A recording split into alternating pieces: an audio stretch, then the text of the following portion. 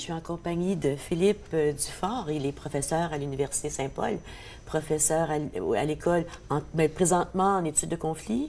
Toujours dans les deux écoles. Toujours dans les deux écoles. Oui. Diplômé, il a un doctorat de Cambridge, l'Université de Cambridge en Angleterre. C'est exact. En études internationales. Philippe Durand de Folco. Pas Philippe, Jonathan, excuse. C'est correct. Philippe, c'est ton collègue. Jonathan est diplômé de l'Université Laval, doctorat en philosophie. Mais dans les deux cas, vous avez étudié, bien sûr, dans des grandes universités.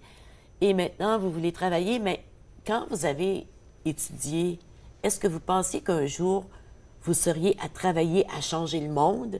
Parce que les universités, ça n'a jamais été ça. Ça a toujours été faire avancer le savoir humain. Puis, si quelqu'un pouvait trouver une façon de l'utiliser, tant mieux. Mais sinon, c'était pas grave. Oui.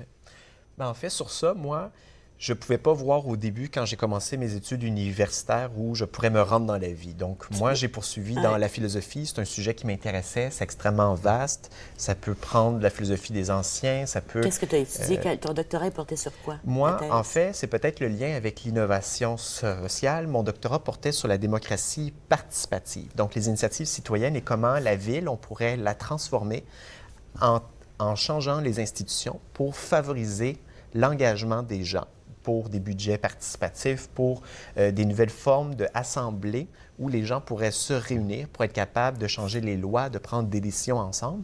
Puis je me suis spécialisé dans les questions de démocratie de façon très appliquée, très concrète. En se fondant sur une philosophie ou un philosophe en particulier? Pas de philosophe en particulier, mais plusieurs auteurs, plusieurs courants, puis aussi en lien de façon interdisciplinaire avec la sociologie, les sciences politiques, pour essayer de comprendre quels sont les grands principes de la démocratie participative, sur quoi se basent ces critères-là, les enjeux de justice, mais comment est-ce qu'on peut les appliquer aussi dans la réalité. Donc, je n'ai pas travaillé sur l'innovation sociale, mais sur des formes d'innovation démocratique qu'on appelle. Donc, ça peut, et c'est en lien. L'innovation sociale, hein? Oui. On parle d'innovation démocratique. Il ne s'agit pas rien que de se lever devant un micro puis de dire je suis le représentant du peuple. C'est pas tout, hein? Non, c'est ça. Maintenant, je remets le pouvoir au peuple. Ça veut dire quoi exactement? Là? Oui, de mon côté, Philippe? je dirais... En fait, ce qui fait la force de notre école, on le voit avec le profil de Jonathan, puis le profil aussi... Jusqu'à maintenant, on est 4 professeurs dans cette école-là. Donc, il y a pour faire un petit tour, parce que la force, c'est l'interdisciplinarité qui converge vers outiller les étudiants pour provoquer des innovations qui vont affecter la société. Par exemple, nous avons le professeur Simon Tremblay-Pépin. Lui, il s'intéresse vraiment à la gestion démocratique, à l'économie sociale, à toutes ces innovations qu'on peut faire par l'intermédiaire d'une économie qui sert le bien public. Comment on démocratise les entreprises, comment on rend les gens qui s'investissent dans une organisation comme une coopérative vraiment à prendre en main la gestion de cette organisation-là. Oui. Une autre professeure, Anaï Morales-Sudon, s'intéresse aux mouvements sociaux. Donc, une fois qu'on a des organisations qui permettent de soutenir une quantité importante de gens au quotidien, comment on fait pour articuler toutes ces micro-organisations-là à des mouvements plus larges, afin d'affecter la société en général? Donc, il y a tout un pensée à avoir de ce côté-là. De mon côté, moi, j'ai un profil un peu, comme j'arrive des études de conflit, sur les origines de l'innovation en stratégie.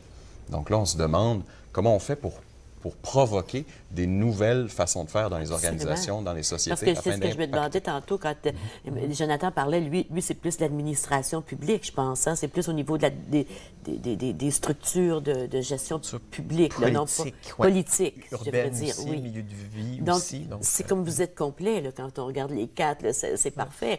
Mais comment on fait pour les provoquer? Je sais, on se présente au conseil de ville puis on dit... Bien là, on veut avoir une nouvelle façon de gérer les budgets. C'est des gros changements, là. C'est des gros changements. En fait, ça peut prendre différentes formes.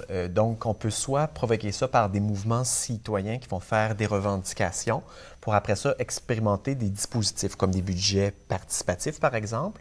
Mais ça peut être des initiatives aussi comme des formes d'agriculture urbaine. Donc, il y a déjà beaucoup d'initiatives qui se font à Montréal, dans différentes villes nord-américaines, en Europe. Puis ça, c'est des projets citoyens. En Chine. En Chine Je sais pas aussi. si vous avez vu Il y a des grosses expérimentations Oui. qui se font À aussi. Ottawa aussi. À Ottawa aussi. Détroit, il y a beaucoup d'expérimentations. C'est une ville qui est en crise, donc qui a eu des difficultés financières importantes. Oui. Et là, il y a plein de mouvements de citoyens, de citoyennes qui créent des petites organisations qui relancent une économie locale qui est plus durable. C'est Puis on pour ça peut, que le mot ouais. local, il est important dans votre... Parce qu'on ne peut pas faire de l'économie, de l'innovation sociale au niveau planétaire. On peut faire ça rien qu'au niveau local, j'imagine. Puis là, ça prend des dimensions plus grandes. Il faut que ça s'enracine en quelque part. Notre objectif, nous, c'est vraiment de nous enraciner dans la communauté. Donc, Saint-Paul a toujours été une université proche des Franco-Ontariens et Franco-Ontariennes. On veut que ce soit des programmes qui vont être donnés en français, aussi en anglais par la suite, effectivement. Mais on veut s'ancrer dans la communauté, que ces gens-là s'approprient l'atelier d'innovation sociale, que les étudiants et étudiantes proviennent du milieu et qu'ils puissent aussi se lancer aussi au niveau international. Si leur initiative fonctionne, qu'ils puissent le projeter, soit ailleurs au Canada, au Québec, en Ontario, mais aussi à l'international. Parce que les principes de fonctionnement local, comment une communauté s'organise et grandit, ben ça peut s'appliquer ailleurs. On peut pas se copier, mais s'inspirer les uns des autres.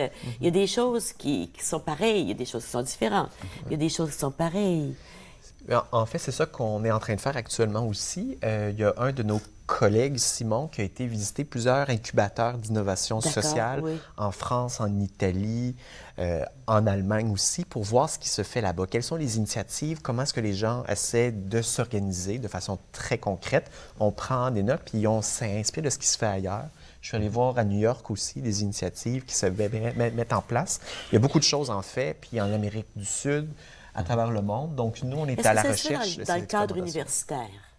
Ça arrive que ce soit dans le cadre universitaire. Il y a plusieurs universités qui ont des programmes en innovation sociale, en entrepreneuriat social. Ils tentent aussi de s'articuler avec la communauté, mais je dirais, l'école d'innovation sociale de l'Université Saint-Paul, c'est la première qui va se dédier complètement à ce sujet-là. Donc, tous nos programmes et tout notre département ne parlent de faire ne traitent que de partie ça. d'une première, de quelque chose qui développe tant, qui suscite tant d'intérêt.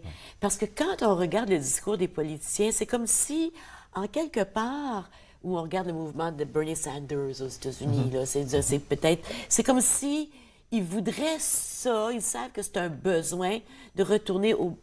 mais ils ne savent pas comment le faire. Pas tous, là. Il y en a certainement qui savent comment, là. Donc, vous allez outiller les gens. Et non pas... C'est pas une technique, hein, c'est aussi beaucoup de réflexion, beaucoup de connaissances. C'est vraiment les deux. Notre but à nous, c'est de faire en sorte que les gens qui ont des idées soient capables de comprendre comment cette idée-là s'insère dans la société avec des structures sociales, des institutions, des changements, des choses qui bloquent, des fenêtres d'opportunité. Puis pour voir si les gens sont capables de comprendre que leur projet est vraiment utile socialement. Est-ce que c'est pertinent? Est-ce que ça change les façons de faire?